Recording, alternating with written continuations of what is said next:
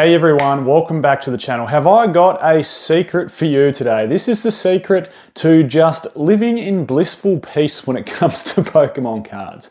There's been a little bit of chaos around the last few years with people, pointing some fingers at each other and saying, you're doing it wrong, no, you're doing it wrong, I'm doing it right, no, you're doing it right. And look, that all needs to go to the ground because I've got the secret to overcome all that. And it's pretty simple. This is how to collect, invest, and have fun in Pokemon cards. It's a very, very easy formula, and I'm going to break it down for you in this video. But let's just jump straight into the crux of it. When I say collect, invest, and have fun, this is, I suppose, the overarching argument to this video. The collect part is, of course, just buy what singles you want to have in your collection to look at and enjoy. It's as simple as that. So collect the singles that you like. Number two, the invest component. My opinion is to invest in sealed Pokemon card products. These have proven to be the best over time without a doubt. And again, I'll go into these in more detail. And number three, when it comes to having fun, buy product at or as close to recommended retail price as possible to open up and have some fun with your friends or by yourself or whatever the reason might be. So let's go over those three one more time because that is the crux of the argument. Collect the singles that you like, invest in sealed product, and have fun ripping open some packs. As simple as that. You cannot go wrong with that. Now, let's delve into this into some more detail. So when I say collect singles that you like, now, keeping in mind we're predominantly an investing channel here at PokeOz. So let me break it down for you and why I say just collect the singles that you like. The reason for that is because singles are super volatile, like super volatile. And I think this year has proven that more than any other year. The last 6 months has probably proven that more than any other 6 months I've seen in this hobby. So if we jump right over to say, well, lots of sets, but if we start off with Scarlet and Violet base, there's no more standout probably than that Drowsy. That Drowsy went to all-time highs. It was chasing $100. I think it got to maybe $80 US raw at some stage due to, market manipulation and buyouts. And look, I was calling this from a mile away and everyone was saying, no, you're wrong. This is just, the natural hobby. This is how they go. And I'm like, yeah, but that's unnatural to have such massive amounts of purchases for a particular card and lots of cards on any given day, which is way more than what it's seen in the past and probably way more than what it's going to see in the future. If that returns to normal, then we're going to see price corrections, which is exactly what we're seeing. So Drowsy massively price corrected. That's not the only card from Scarlet and Violet base that massively corrected. It's not the only card from any era, including, other Scarlet and Violet sets that price correct. If we jump into Obsidian Flames, cards like the Ninetales had a massive price correction. Other cards like the Sizzle. So some of these really nice illustration rares, which, maybe deserved a slightly stronger price than what they were achieving.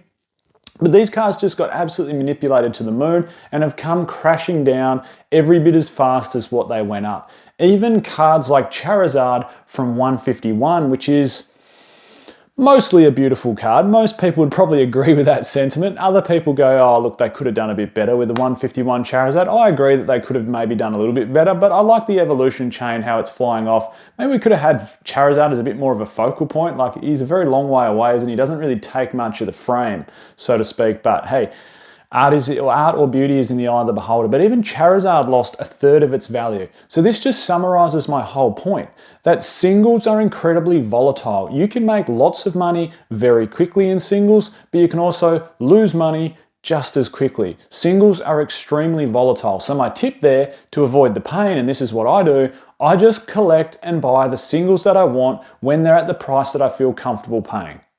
Sometimes I get it wrong. Sometimes I buy a card at a price that I think is comfortable and it loses a little bit of money. But then maybe it goes back up. Then maybe it loses money again. Then maybe it goes back up. It's so hard to know. It's so hard to time the bottom of the market buying singles. But that is the biggest tip. Buy singles that you want to collect. Number two is invest in sealed Pokemon card products. These are the blue chip share. These are the ones that will they're tried and tested. And if we look at starting off in Scarlet and Violet era, if we look at, say, something like a 151, we saw we saw retractions from the start of the year, January, February, when singles were at all-time highs, like that Charizard example I just gave you, losing a third of its value, other cards losing a third of its value. The sealed product, though, just remains strong. And why is that? Why is it that the sealed product even though the total value inside it is dipping, can still keep increasing, because I'm all for total set value, or that correlation between total set value and sealed product. I advocate that all the time. But why does it happen? Why is it that these sealed products keep rising when total set value keeps diminishing? That's simply because it gets older and rarer and less supply. It's as simple as that. And the further we go back in time, I can use heaps of examples from Scarlet and Violet. I can wind back to Sword and Shield. I can wind back even further than that. If we use other examples like Obsidian Flames that I spoke about, same thing. Booster box price is still rising. It's north of $200 US now.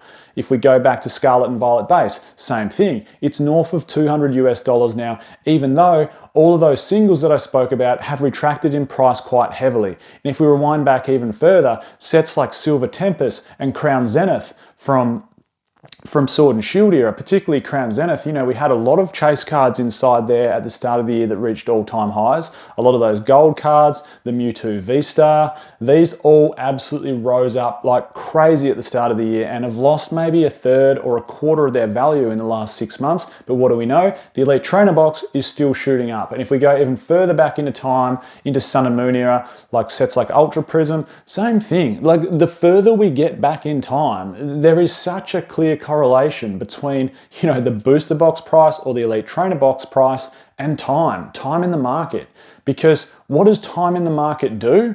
It gives a chance for the sealed product to mature. And if we go further back in time, all the way to XY, to like Ancient Origins for argument's sake, same thing. It's just going up and up and up just to prove the point. It's over $4,000 US as a booster box. So it gives it time to mature. And what does that mean? Like, what does it mean it gives it time to mature? Like, that's just such a flippant comment. Well, what I mean by that is more and more gets opened. Okay, more and more either gets opened or locked away in private collections where people won't sell. And what does that do? When more gets opened and more gets locked away in private collections, it just means there's less on the market for sale.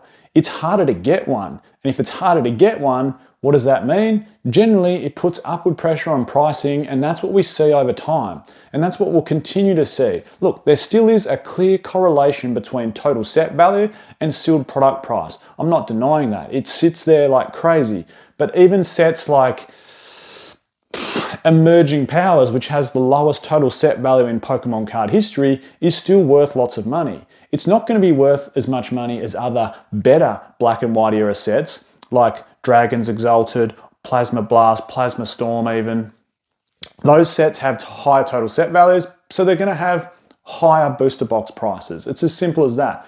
But we can't deny the fact that as it gets older, as a product gets older, it becomes a collectible in its own right and value shoots up. So that's point number 2. Before we jump into point number 3, I just wanted to give a shout out to today's video sponsor, which is of course the Collector app. There is an awesome new feature on the Collector app. It now has set analytics. So many times people have asked me, how do I know the total set value? Like, Michael, you talk about the correlation between total set value and sealed pricing in the future. How do I find total set value? Well, very easy now in the Collector app. You just click set analytics. It'll show you total set value. It'll give you market trend of that total set value. It'll show you what the top chase cards are from that set, who's buying what, so what's a market mover and what's a hot card at the moment, so you can make more informed choices about your purchases. The Collector app is phenomenal and it keeps getting better. There also is pro versions with awesome giveaways, so there'll be a link in the description to download the Collector app. Now, the third point I wanted to make, which was have fun. And look, this is going to be a very short point, but you've got to have some fun, don't you? That's the whole idea behind the hobby. Like, it's not just about stacking money. Look, for some people it is. Some people wouldn't care about having fun at all. But if you really want to enjoy the hobby as a whole, buying the singles you like, investing in the sealed product, and then opening some packs and having some fun with it, that just rounds out, a very rounded Pokemon journey, doesn't it? Where you should feel pretty good about yourself and pretty good about the fun that you're having. I still love opening packs with mates. Sometimes we might open some Padawan Fates, some Crown Zenith, like some of those fun sets just to open, chasing some of those big hits. Need I say it? Sometimes we even open things like Fusion Strike, trying to chase that Gengar or Espeon. Or in my eyes, I love the Celebi artwork inside Fusion Strike. And look, buying it at as close to recommended retail price as you can is going to give you the most fun. Why? We all know if you open on any set, 100 packs, you're going to lose value. If 100 packs cost you $600, you might pull 2, 3, 400 US dollars worth of value. You might get super lucky and pull a mega chase card and pull more dollars than what you've spent. And look, that can happen. And there are sets that have a better return rate than others. Like some sets on average, you might open 100 packs for $600 and only get $200 of value back. Other sets, like say Prismatic Evolutions, you might get super lucky and buy 100 packs for $1,000 for argument's sake, and then you pull the Umbreon and you pull another pretty strong chase card inside there, and all of a sudden you've got more value back than what you spent. Like, that's the thrill of the chase, and that's where a set. And I know we're delving into more investing than having fun here, but that's something you got to think about if you're going to open packs and you've got that investing mindset on a set like Prismatic Evolutions. Look, I know it's sort of boom or bust, somewhat like Evolving Skies, but if you pull one of those big chase cards, you can get your money back pretty quickly when it comes to opening packs. And how fun is it chasing one of those big hits? That's the whole beauty of the hobby. Anyway, there you go. That is the 3 tips or the secret to enjoying the Pokemon card hobby and de-stressing from it all. I'm Michael. This is PokeOz. Catch everyone next time.